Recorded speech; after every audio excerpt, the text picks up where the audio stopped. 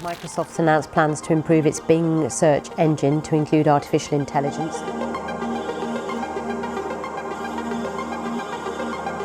ChatGPT, which is owned by Microsoft, has taken the tech world by storm since its launch 2 months ago.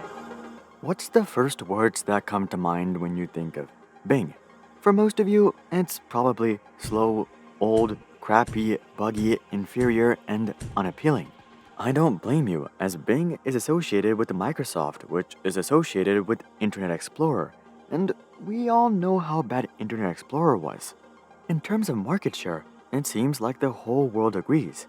While Bing's market share has been rising within the desktop space, it's still struggling to crack even 3%, while Google stands at a towering 93%. So this seems like an open and shut case. Google dominates and Bing sucks, right? Well, in terms of popularity, that's true, but the same cannot be said about profitability and future outlook. Bing is actually substantially more lucrative than Google in terms of per-user revenue. In 2022, for example, Bing pulled in a total of $11.59 billion worth of revenue. This means that for every percentage of market share, they pulled in $3.83 billion. Conversely, in 2022, Google search business pulled in a total of $162.5 billion. While their overall revenue blows Bing out of the water, the revenue per percentage of market share comes in at less than half of Bing, at $1.75 billion. In other words, Bing is over twice as lucrative as Google from a per-user standpoint. If Google was as lucrative as Bing, their search revenue itself would jump to $355 billion.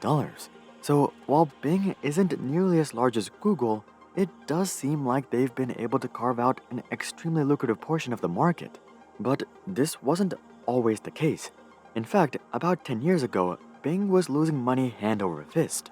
During the worst of it, Microsoft was losing over $1 billion every single quarter with Bing, and they were down a total of $5.5 billion within just the first 2 years. But after Satya Nadella took over, Bing would finally become profitable in late 2015, and since then, it's only gotten more and more lucrative. We should also mention that Bing's new ChatGPT-powered search feature has had a far better reveal than Google. So here's how Bing went from abject failure to holding its own against Google.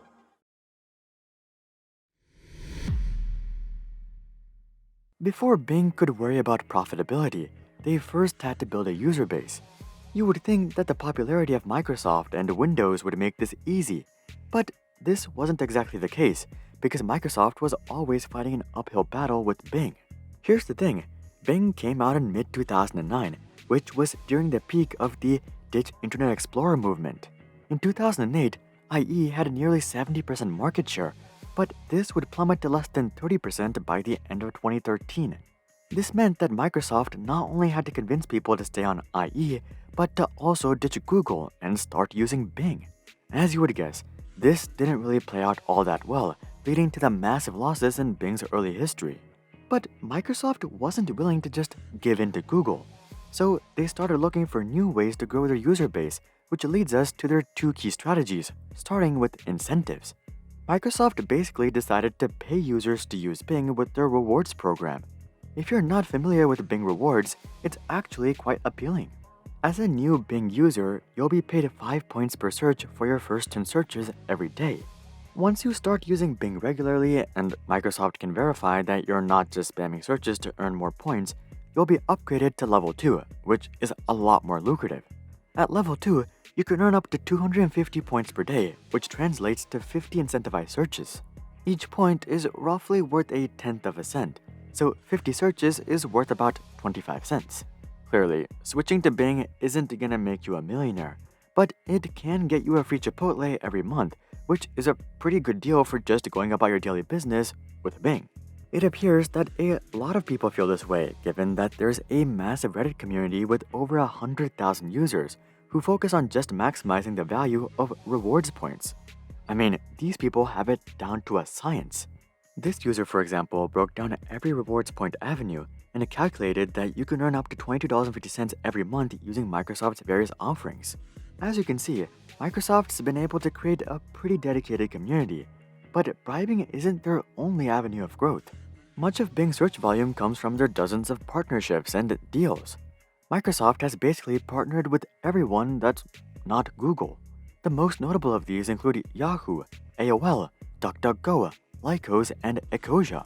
And it's not just search providers that Microsoft has been partnering with either. Several years ago, they partnered with Amazon and entered the e-commerce space, and more recently, they partnered with Shopify to bring merchant listings to Bing. On top of all of this, Microsoft has obviously integrated Bing into all of their product offerings. For example, if you're searching on Cortana, the Xbox, Microsoft Edge, or the Windows search bar, you're gonna be directed to Bing unless you manually change your default search engine. And when you put all of this together, you get a user base that can only be beaten out by Google. And now it was time to monetize.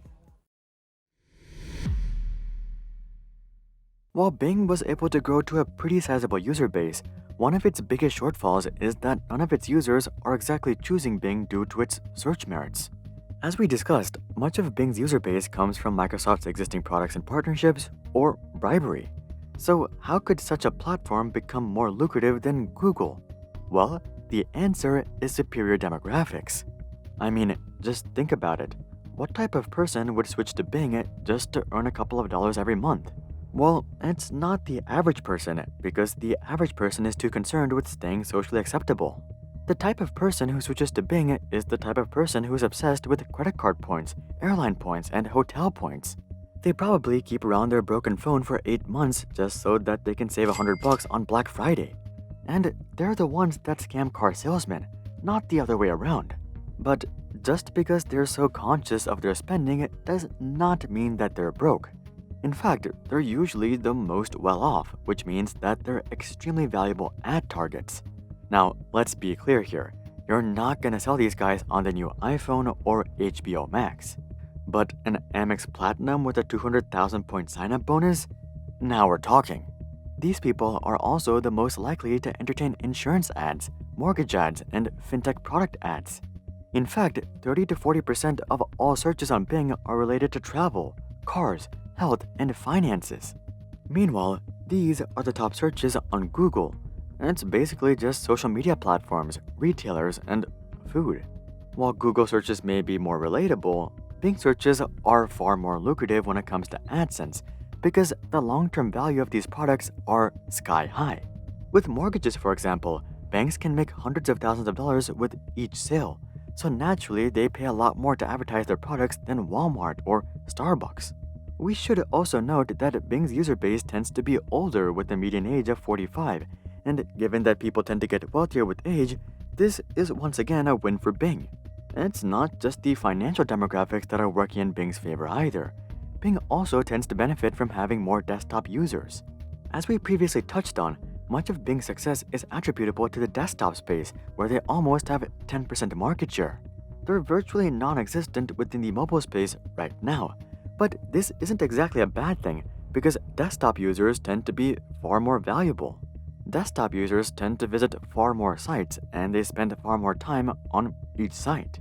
In 2020, for example, the average mobile user visited 2.67 sites, while the average desktop user visited 3.95 sites. Similarly, the average mobile user only spent 160 seconds on each site, while the average desktop user spent 351 seconds on each site. So, naturally, Bing is going to benefit from having a more lucrative demographic than Google. We've primarily been discussing quantitative points as to how Bing is progressing, but the reality is that much of Bing's success actually has to do with qualitative points, and especially the new Microsoft philosophy. Before Satya Nadella, the Microsoft philosophy was that Microsoft is the absolute best company, and that everyone should use everything from Microsoft, whether that's the Windows Phone or MSN Messenger.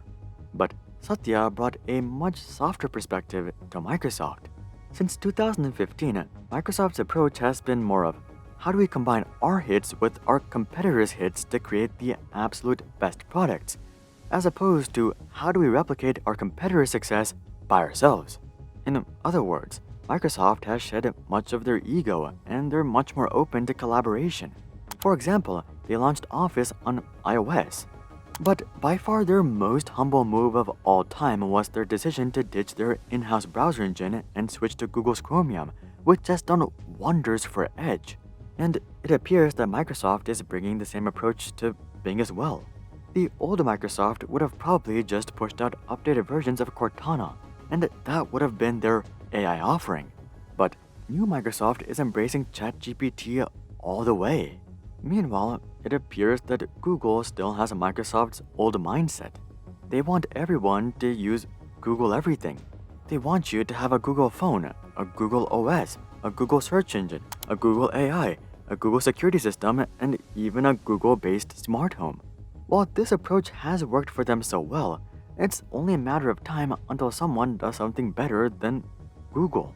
This already happened in the social media, video conferencing, and self-driving spaces.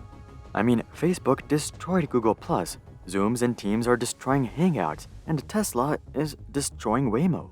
None of this has really hurt Google though, because these industries don't affect their main business. However, the same cannot be said about ChatGPT. ChatGPT is a direct replacement to traditional search engines, and it's already doing extraordinarily well. Now, Google does have their own version of ChatGPT called Google Bard, which is supposed to come out soon.